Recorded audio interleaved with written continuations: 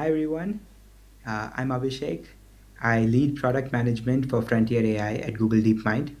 Thank you so much to the organizers of the conference for giving me the opportunity to speak with you today. Today, I am excited to share a few thoughts on how we could design healthcare systems with AI at its heart. So, at DeepMind, our mission is to build AI responsibly to benefit humanity. Obviously, healthcare is a huge part of how AI could have a profound impact on lives and longevity and the quality of lives of humanity. We recognize that the world of healthcare is complex.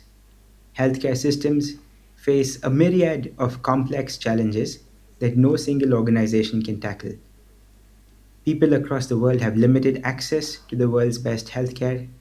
There are workforce shortages and burnout issues, rising costs, gaps in behavioral healthcare, information overload, and the prevalence of disease is increasing.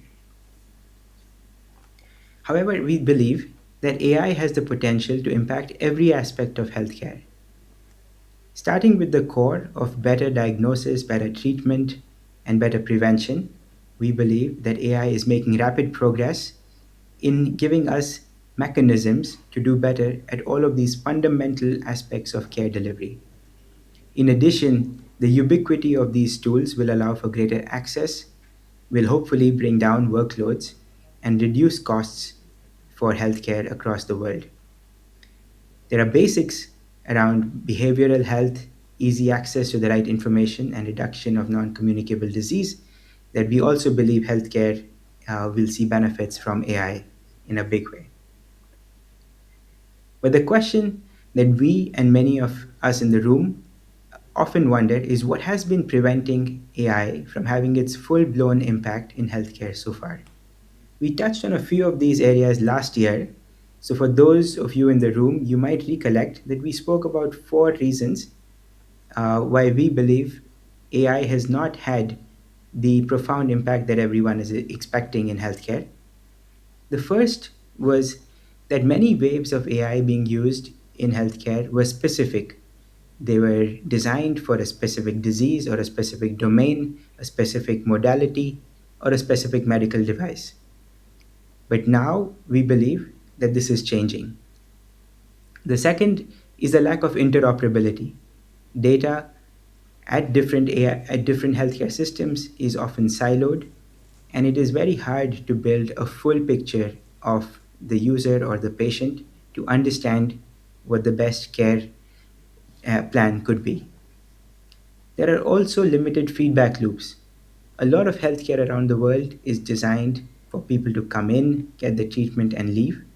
But the ability to track and understand the implications and outcomes and to update your mechanisms based on that feedback is pretty limited. And last but not the least, we think that there are no great simulators for the human body.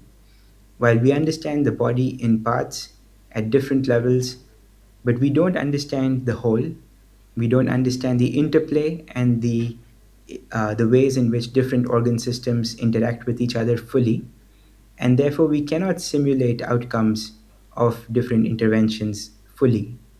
We believe here again AI can have a profound impact on understanding the human system. Let's get to the first problem, the fact that AI so far has not been specific but been quite general.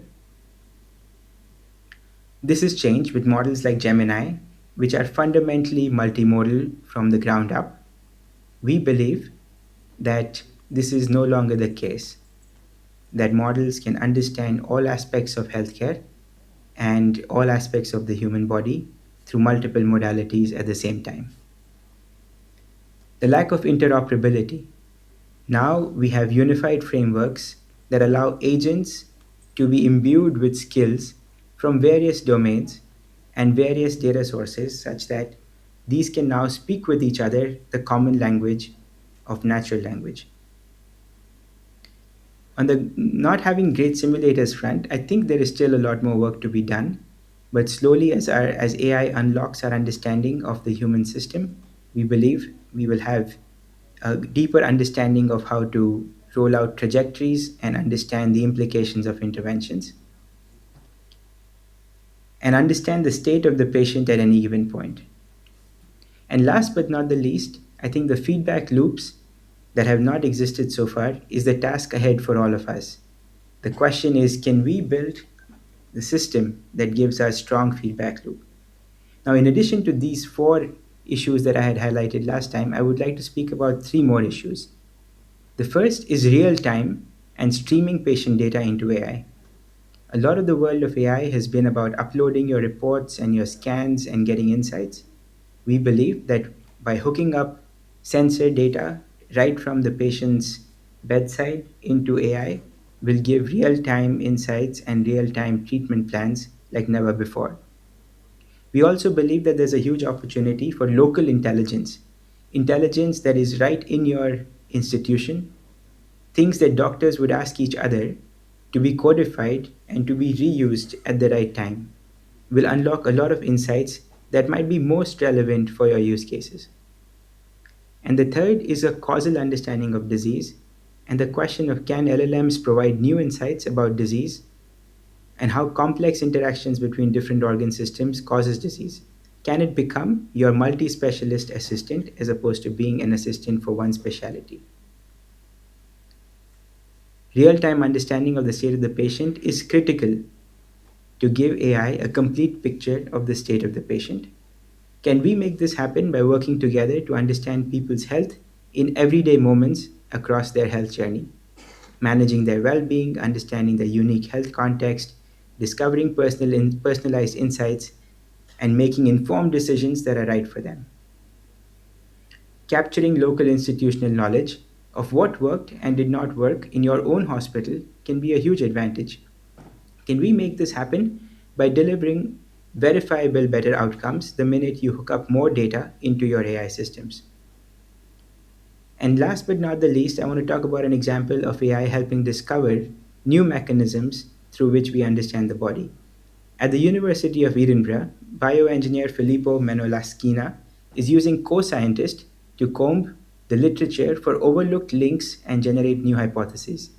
His team focused on a common liver disease called the metabolic dysfunction associated steatohepatitis, MASH.